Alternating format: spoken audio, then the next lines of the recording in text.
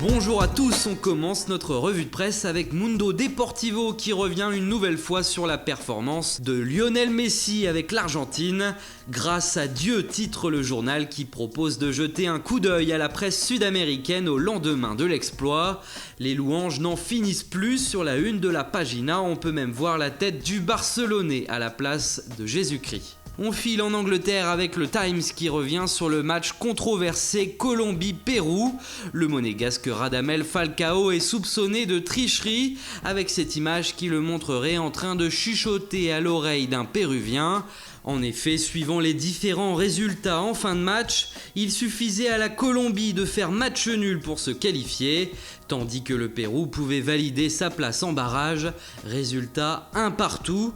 Et même si Falcao a démenti, la suspicion prend de plus en plus d'ampleur.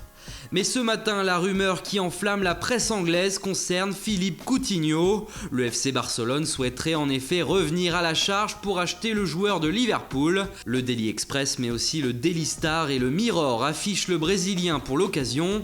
Quant au quotidien Independent, lui assure que Coutinho restera en janvier et que si transfert il faudra que le Barça attende jusqu'au mercato d'été. Le Sun de son côté parle de José Mourinho avec cette information exclusive de la part du tabloïd.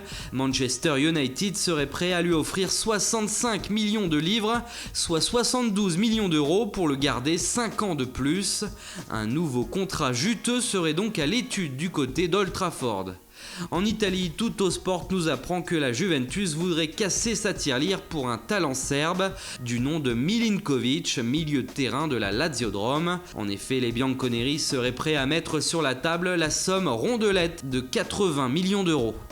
Et enfin, on termine avec le journal L'Équipe qui évoque les droits télé de la Ligue 1 qui pourraient exploser prochainement. Selon le média français, une inflation spectaculaire devrait bientôt avoir lieu. Pour la première fois, la barre symbolique du milliard d'euros pourrait être atteinte. Un club comme Dijon, par exemple, pourrait toucher près de 45 millions d'euros par an au lieu de 17 aujourd'hui.